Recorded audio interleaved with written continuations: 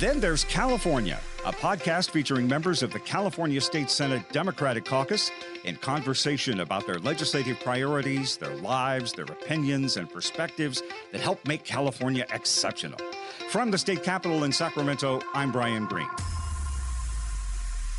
Reproductive rights, gender equity, housing affordability, law enforcement accountability, gun safety, protecting our children from social media addiction, and making sure they're well-fed and healthy, and keeping them in school, and green energy, and oil price gouging, and fair pay and equity for college athletes. These are some of the key issues that are front and center in California's collective policy priorities and the zeitgeist that are existing in our present time. And not coincidentally, they are top of mind as both personal value and policy priorities in the life and the heart and the legislative agenda of one of the most distinguished and impactful state lawmakers that California has seen in this new millennium. And that's no exaggeration. Nancy Skinner represents our 9th Senate District in Northern California, including the East Bay cities of Oakland and Berkeley. In fact, Senator Skinner is a Cal Bear through and through, having earned both her bachelor's degree and a master's in education at UC Berkeley. Nancy Skinner was not only involved in student government while attending Cal, but also served on the Berkeley City Council as a student, and she still holds the record of being the first, if not the only, Cal student ever to be elected to the Berkeley Council. Definitely the first, but somebody just got elected, wow. I'm no longer the only. Well, that's all right. She's still standing on your shoulders. Yeah. And since then, Senator Skinner has harnessed her passion for environmental, educational, and political activism into local leadership roles in the East Bay, culminating in 3 terms in the California State Assembly, and she was elected to the California State Senate in 2016. She served for several years as the chair of the Senate Public Safety Committee, a handful of years as the chair of the Senate Budget Committee, and here in 2024, as she prepares to wrap up her notable legislative career, new Senate leader Mike McGuire has appointed Senator Skinner as the chair of the Senate Housing Committee. And of course, here in 2024, Senator Skinner continues her leadership of the Legislative Women's Caucus. But I am assuming her favorite role in life right now is being a grandma to her grandchild, Ronan. Senator Skinner has joined us many times on this podcast, most recently last summer in a conversation with Lieutenant Governor Eleni Kounalakis about the historic passage of Proposition 1, assuring the right to abortion in California's Constitution. So we are privileged to be joined again by this impactful and tenacious elected official who, I want to remind everyone again, has met in her lifetime both Nelson Mandela and LeBron James. How can we resist talking to her? Hello again, Senator Skinner. Those are 2 pretty good notables, I have to say. How are you? Welcome back. I'm great. And, on this issue of, well, first, I really love the introduction, your reference to things like and we'll talk more, universal school meals, on the college athletes' ability to make money, on the opening of police records, on so much more. I'm just really proud that I was able to put those things forward, that my colleagues supported them, and that governors signed them into law. So I've been both fortunate.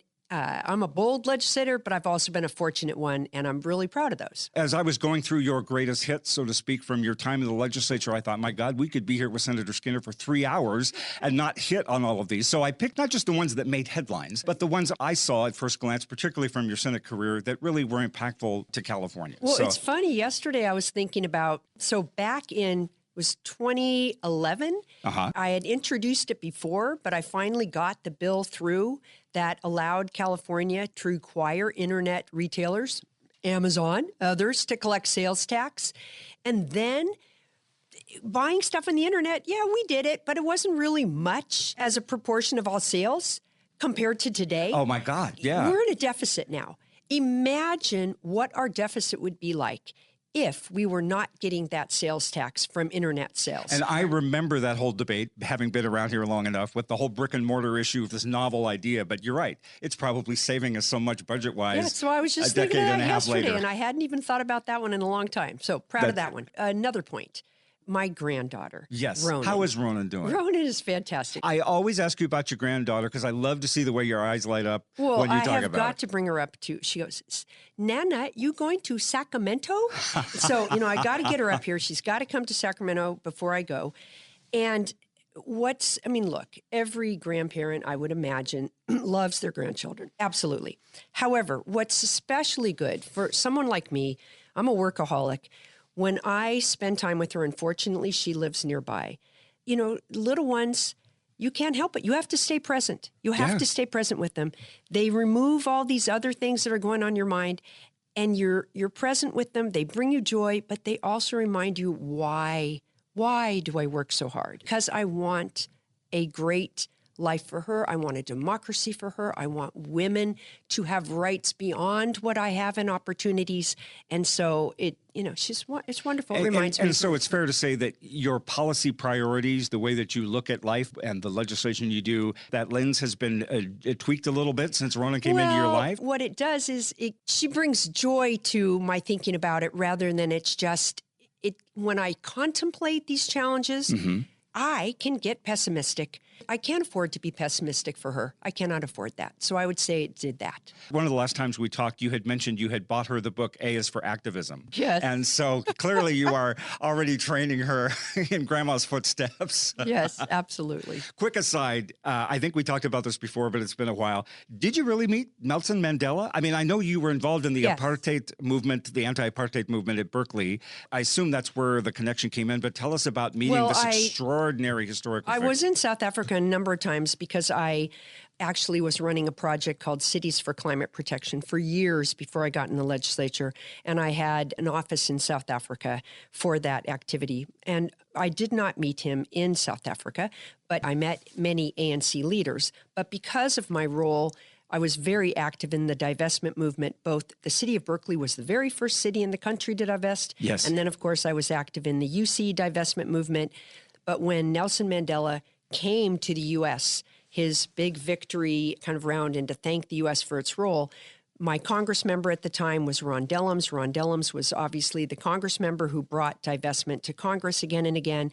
So Mandela had this huge event at the Oakland Coliseum, and that's where I was able to meet him very briefly, but there. But still, what an extraordinary experience that must have been, just to meet him, but also to say, this is the human manifestation of what we've been fighting for. Yes. All right, let's fast forward here to 2024. Key thing in this new term is transitioning from your position as budget chair to the housing committee chair. You have been, I'll say, synonymous with the state budget for the last few years, as Senator Scott Wiener has been synonymous with the housing crisis and the housing committee for the last several years. You've changed hats now. You're still on the budget committee, but how has that leadership transition been for you? Now your focus is on something totally different. Right. Well, what's great is, Scott and I are very close, always have been. And so I still consult with him around housing issues where, I'm obviously been very dedicated to removing barriers for increasing the supply of housing in California, as he has. But, we talk a lot about the housing issues and we talk a lot about the budget issues. So it's a great partnership. Let's have you put on your budget hat. I won't pin you on specifics of anticipated figures, but let's just look at it overall because you are involved in it as a legislator. In January, the governor and the legislative analyst's office had pegged the budget deficit at $58 billion, which was grim enough at the time, especially after all these years of fiscal surplus. But then come to find out as we get more into the spring, the deficit's $15 billion higher at 73.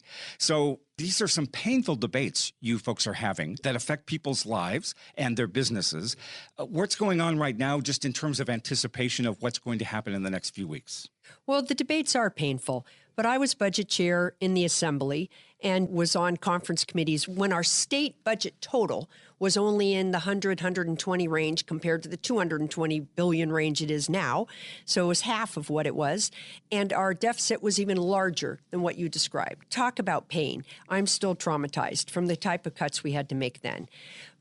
Now is not going to be easy, but comparatively, we've got reserves. We have rainy day funds. We did many one-time only spending that we can pull back. That doesn't deal with ongoing deficit, but we can pull those things back. And we can make adjustments again.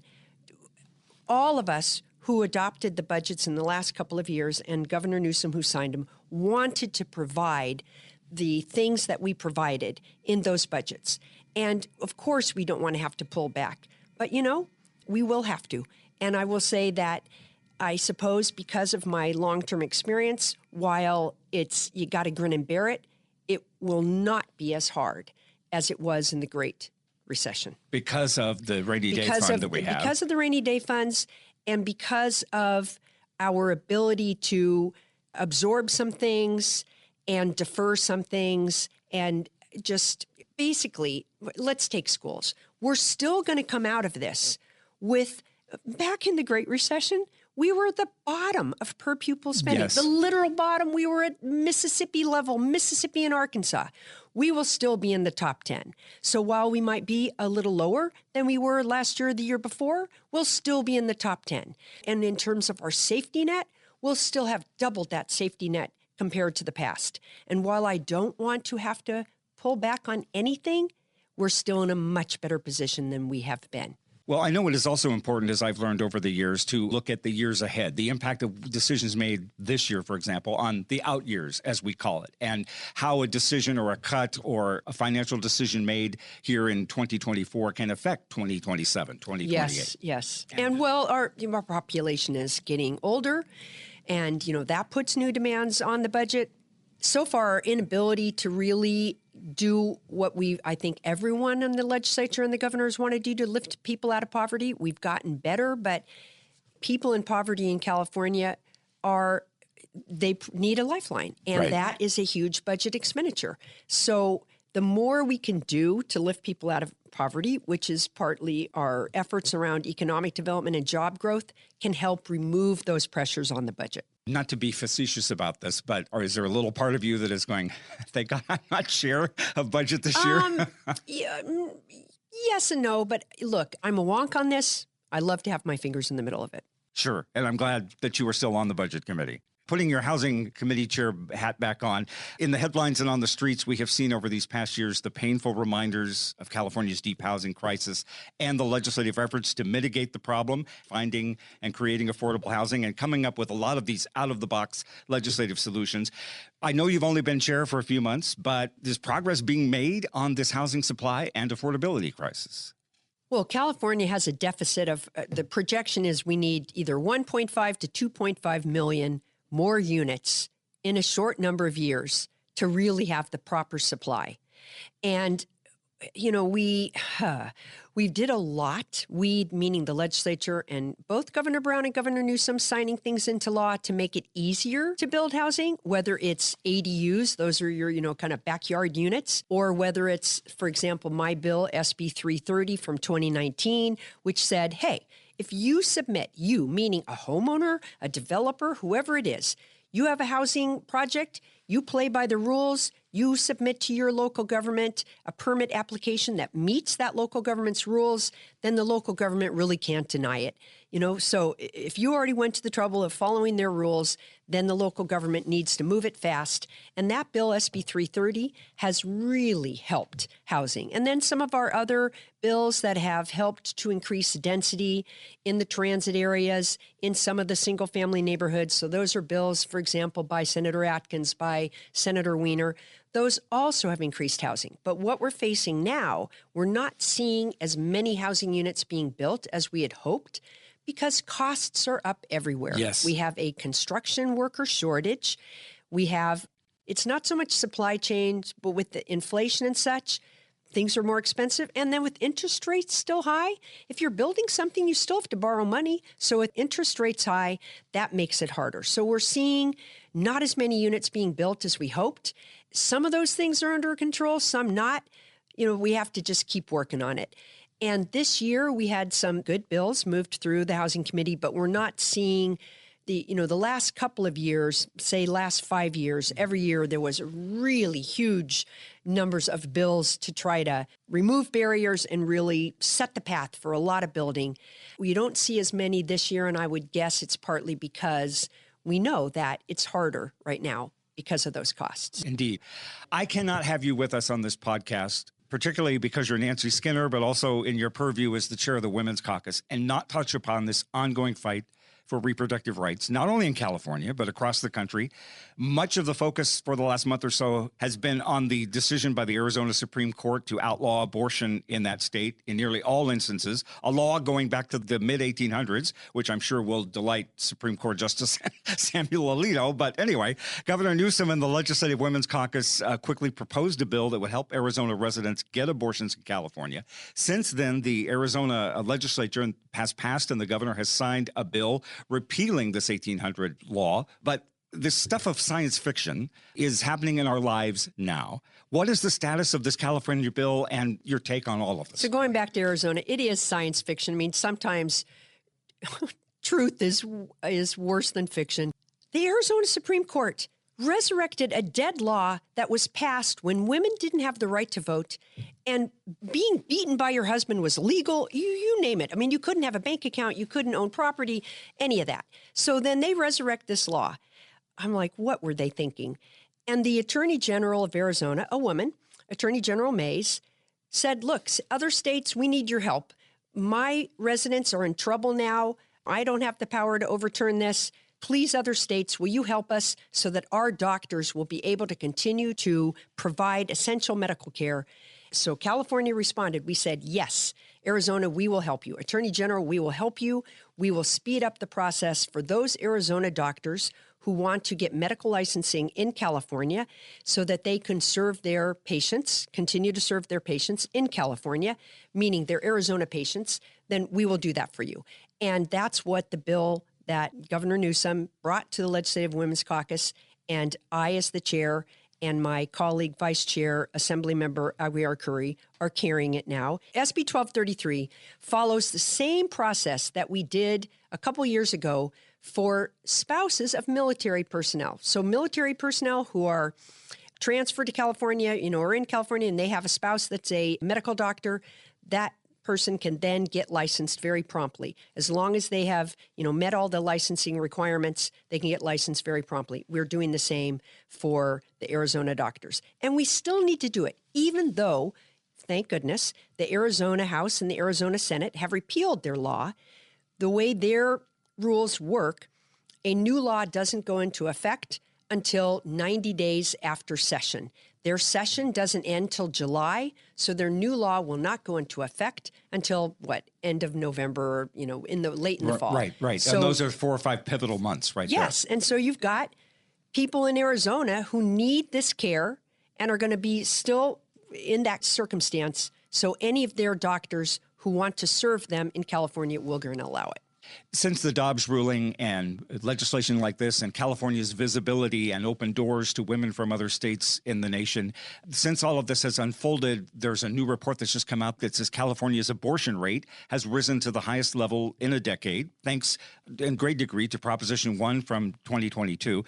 Can California remain this haven for abortion and reproductive rights and trans health care under Donald Trump, and whether Donald Trump's in the picture or not, what is currently a very conservative Supreme Court? Well, first, when some people hear that there's more abortions now in California than ever, they might be, whoa, the point is there's more abortions happening in California because there are 22 states that have outlawed it. And so people from all over the country, 25 million people, 25 million women who are of reproductive age are now living in states where they have been legally prohibited from getting an essential health care. So many are coming to California. That's why the number's up. Let's be clear. Let's really be clear. That's why the number is up. Now, thankfully, California has done so much, not only to be welcoming, but to make it easier, even if you're in a state where it's illegal. We are protecting our doctors, our pharmacists, our nurse practitioners, so that if you live in another state and you need medication abortion, for example, if you're willing to contact the California doctor and get that prescription that way, then they can send you the medication abortion. And the California doctor or the California pharmacist is completely protected. Now, our laws cannot protect you as you're sitting in, say, if you're sitting in Texas and you receive that medication abortion. And we know that some women will maybe not pursue this, but some will, right? This is a necessity. So at least we've done everything we can to support the women across the country who need this essential service. Now, November. Yes, Trump is already, he's trying to distance himself from abortion, but why was Roe v. Wade overturned? I'm sorry, Trump, it's squarely and solely in your lap. You appointed those Supreme Court justices who obviously and clearly were dead set on killing abortion rights, and they did it. And so, sorry, Trump, you own it. You own it. And if you come in to presidency, which we absolutely must avoid, that Congress is going to stop abortion rights all over the U.S. And then what are you going to do, Mr. Trump? Meanwhile, women across the country, people across the country, I mean, the polls show Americans believe and support this right. And everywhere it's been on the ballot, Ohio, Kentucky, you name it, the voters have voted to protect their abortion rights. They have overturned their own legislature's actions. And it's on the ballot in Arizona coming up. It's on the ballot in Nebraska in November. It's on the ballot a lot of places. So I hope that these voters also, as they vote to protect their rights in that state, they vote to protect their rights nationally in how they choose presidential.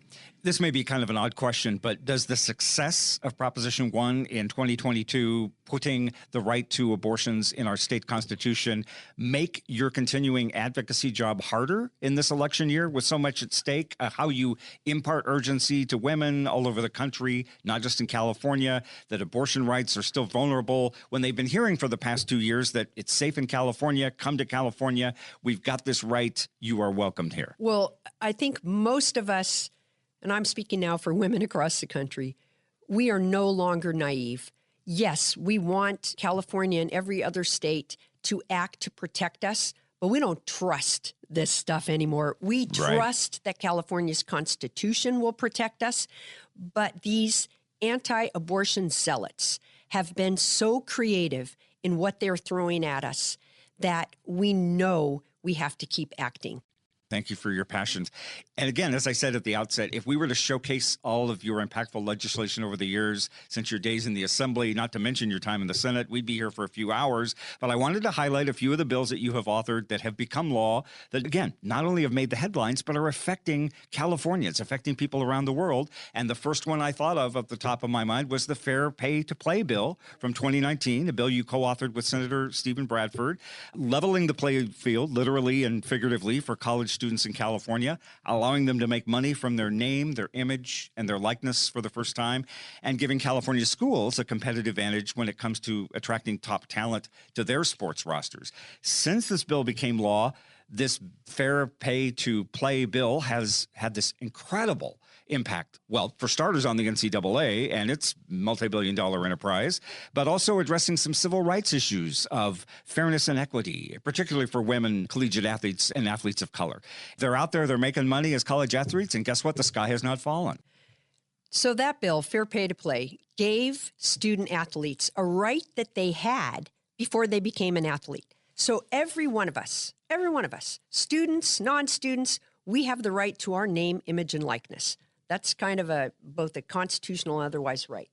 But if you were an athlete, you had to sign a contract with the NC2A. So it didn't matter whether you were high school, college, all over the country, you had to sign this contract which said you will now relinquish your name, image, and likeness rights. What did that mean? That meant that only student athletes couldn't make a dime, couldn't earn any money, not only off their own athletic talent, but even, let's say they were musicians, in addition to being athletes. They couldn't even make money off being a musician because of being forbidden under name, image, and likeness. So what my bill did was, hey, sorry, student athletes get name, image, and likeness rights. And California was the first to do it. A lot of other states followed, and the NC2A crumbled. There were some court rules and such, and NC2A basically had to fold and give it to every student athlete. So every student athlete has it, and it's made a huge impact. It's a game changer. It has changed college sports forever. And I want to specifically point out how it has changed women's sports. So we hear, perhaps until recently, we hear more about football players and basketball players, guys, in, some of the bigger schools. We hear about them a lot. And we hear about these big deals that they have from Nike or Adidas or whoever, Under Armour, whoever. And it's, we don't know yet. I'm guessing that men are getting a higher share of these name, image, and likeness deals. Right at the beginning, women were getting a lot, right? But then these campuses formed these collectives and started figuring out how to game it and give a lot of money to students that they were trying to recruit to their college. So guys were getting it. But let's now focus on the women. So the women were still able to market themselves. So let's take Caitlin Clark. Yes. And Angel Reese and Juju Watkins of USC. These are women who are brilliant basketball players. They break records. But who would have known about them? We would have never even known or heard about them unless you were just a follower of their particular team. But because they could get deals, they could promote themselves on social media, they could get contracts with certain product companies. They were on TV, they were on streaming, they were on social media. They became household names. They became household names even before the playoffs and the championship. But because they were household names, let's look at what happened. In the women's NC2A semifinal and championship basketball games, the viewership broke all records, not just for women's basketball, but for men's basketball, both pro and college. All records from since 2019, more watchers. So it has been a game changer for women athletes. Absolutely. They are household names now. Women's basketball is a household name. You know, everybody's watching it. And this is going to continue and build on itself. Well, you mentioned Caitlin Clark. It is reported that Caitlin Clark's starting salary with the Indiana Fever is $76,000. Yeah, it's part terrible. of a 4-year contract that will ultimately give her, $300,000 and change. So she'll make some money from endorsements, so that will be helpful. But it's still a tiny fraction. Again, It's to what your terrible. point. Well, she's broken more records than any of the she's guys. a superstar point guard. Any of the guys who are the drafts. So people in the look NBA. at this. People look at this number and they go, "What? Wait a minute." Ridiculous. So what I hope is that the NIL rights that these women have, whether they're volleyball players, swimmers, softball, basketball, that it will change the landscape as it has done for basketball on us people in the public paying attention to these sports. And then that puts the pressure on. I mean, the WNBA is a creature of the NBA. Why is the WNBA paid so low? So Caitlin Clark's, her salary under Indiana Fever is because it's a WNBA salary. It's like women's soccer. They had to fight and go to court. And even though all of us were watching women's soccer and we were watching it more than men's soccer, they had to struggle to get their salaries increased. But I think we've now positioned both the WNBA and the women to get better salaries. And I will fight for them, join in their fight, and we'll see, I don't know when, but we'll see that accomplished. Now, back to the college athletes.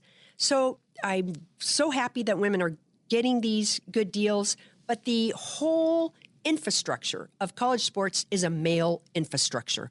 The NC2A is male-dominated. The coaches and the athletics directors are male-dominated. The boosters are male-dominated. And so they are forming these collectives and putting money towards male athletes. And I suspect, or I hope it's not true, the women are not getting as much. So I'm doing a bill now where colleges in California will have to post information by gender on the NIL deals so we can see whether the women are getting, not their fair share. And if we find that, then maybe some point in the future we can adjust things. We name-dropped LeBron James, and your original bill, I know he was a key element in helping promote it and get the bill passed and accepted. Were those folks like LeBron James and Caitlin Ohashi and the others, were they key to being the faces of this along with you? Absolutely. And, LeBron didn't go to college, not because he wasn't recruited. He would have been the first draft probably, but because he couldn't afford to. And scholarships are not enough. There's a lot more expense to college. So he instead went pro. But his own son now is in college and is able to take advantage of NIL. But, LeBron was someone who clearly understood it is not a fair system where the actual talent and labor that produces the value to the system doesn't make any money. So in other words, the student athletes and the multi-billion-dollar industry, everybody else makes the bucks. From talking about transparency to athletic compensation to the transparency or lack thereof and the decertification of law enforcement officers accused of serious misconduct. You and Senator Bradford again partnered on a bill in the wake of the Minneapolis police killing of George Floyd in 2020 to create a statewide decertification process here in California for those officers accused of serious misconduct. Before the law, an officer accused of misconduct could just join another police force and nobody had any idea of his past record. Well, the decertification law that Bradford and I didn't change the issue of anyone's ability, either my ability or a police chief who is hiring someone or the public at large, from being able to know about the history of an officer's misconduct. The bill that changed the history around officers' misconduct was SB 1421. So SB 1421, and this is, again, part of my top 10, very, very proud of it. California had an absolute blackout. An absolute, you could not the press, not a police chief, not the public, no one could get records on a police misconduct. If you were a bad apple officer, you could move from force to force and nobody would even know about it. So 1421 for the first time opened up, for the first time in 40 years, opened up the ability for us, the public and anyone, to get records on police misconduct. And the benefit to a police chief is then the police chief could get records when they were going to go to hire someone to make sure, hey, look, I'd like to hire a good officer. So that was the great thing about 1421. But it didn't allow for the decertification. So later, Senator Bradford and I, and it was Bradford at the lead, did the bill. If officers are really bad apples, then they should be decertified so they can't be hired again. Now, the little, I want to know if I call it loophole, but the 1421 bill, the thing that gave you access to records, did not cover every kind of misconduct. So an officer could be fired for something different than what's covered under 1421. In other words, we can't get the records necessarily on the decertification process with our current structure of laws. Right. So somebody in the future may want to look at that and may want to look at what other kind of records should we have, and should we have, say, around this decertification. Great legislation. So I'm glad that we can showcase that. Your advocacy for children is just as important in your public policy efforts. And you reminded us of that with the signing of the law a few years ago that California now provides 2 free meals a day to all public school students. And it's become something that's caught fire around the country. Well, so the universal school meals, I introduced as a bill when I was budget chair. And that bill didn't end up getting signed into law because we folded it into the budget. But the budget, of course, was signed into law. And California became the first state in the country, and it started a year ago, to provide 2 free meals to every public school student. And this is something that the legislature is proud of, Governor Newsom is proud of, we are all so proud of, because now all of our children, children could go to school hungry for any number of reasons. It's not just poverty, though obviously poverty is a huge contributor. But, your family could have different kind of work schedules. There's so many reasons why you maybe didn't eat breakfast before you got to school. You're never going to do as good in school if you're hungry. Now, no child in our public schools will ever be hungry. Amen. And so, see, folks, this is just a sample of the work, a small sample of the work that Senator Skinner has done. Just a final couple of questions. This is your last year in the legislature, and still early on in 2024, no going away parties yet. But your legislative term ends this fall. Are you already thinking of legacy? I mean, we've talked a little bit about it now, but is that in your mind as you finish this year? Well, I feel, again, so honored, privileged. First, I had a wonderful district. I have the best district in the world. They allowed me to be bold. They support me in these things I do. And that I was able to succeed with things like universal school meals, opening up police records. Another one that we haven't talked about that I'm so proud of is my bill, SB 1437, that undid California's very, very unfair, unjust felony murder rule, right, where you could basically be convicted of murder even if you had nothing to do with the murder. That is so awful.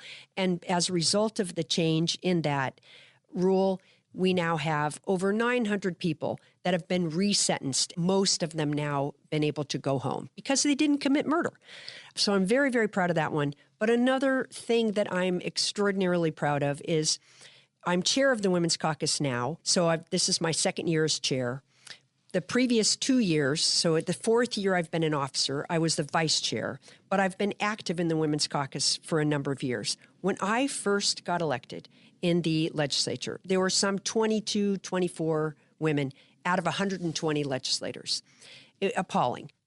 At a certain point in my legislative career, I and other members of the Women's Caucus decided we are going to be focused on getting these numbers up. We want parity. So probably 8 years ago or so, we just got extremely focused on doing everything we can, partnering with other entities all over the state to get women into the legislature. And now we have 50 women, That's 50 women incredible. legislators out of Incredible. 120. And next year we could have 58.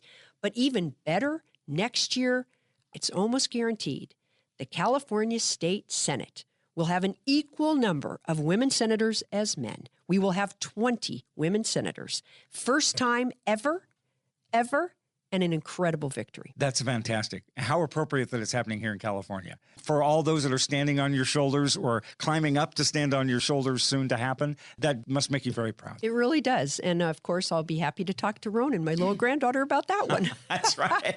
It's breaking ceilings Yes, everywhere. Breaking, yes. it's, obviously just getting more women in legislature is not the only thing that we're focused on. We want women in the boardrooms. We want women in the C-suites. Exactly. We want women CEOs. We want a woman governor. We want a woman president. Equity in the private sector, too. Everywhere. Because, to say we are just as, I won't even say just as. The talents that women have to offer that are not being utilized, it hurts the society, it hurts our economy, and it's dumb. I can't imagine Nancy Skinner's going to walk out of this building at the end of November and, you're going to go get in some good trouble somewhere else. What are your future plans? I love making good trouble, getting in good trouble. It's a work in progress, but definitely I'll be, I will not be invisible. We all know Nancy Skinner will not be invisible. Thank you so much for this time to talk to you. Thank you for your incredible service here in the legislature. And I'm so glad we could have this chance to talk even before things wrap up for this year. So good luck with the rest of it. Great fun. State Senator Nancy Skinner of Berkeley, representing California's 9th Senate District. She's chair of the Senate Housing Committee and chair of the Legislative Women's Caucus. And that's a wrap for Then There's California. It's a production of the California State Senate Democratic Caucus with technical assistance and production support from John Roman, Ben Abaya, Brian Shadden, Michelle Baker, McLenna Woods, and the graphic artistry of Tim Davis. From the state capitol in Sacramento, I'm Brian Green. Thanks for listening to Then There's California.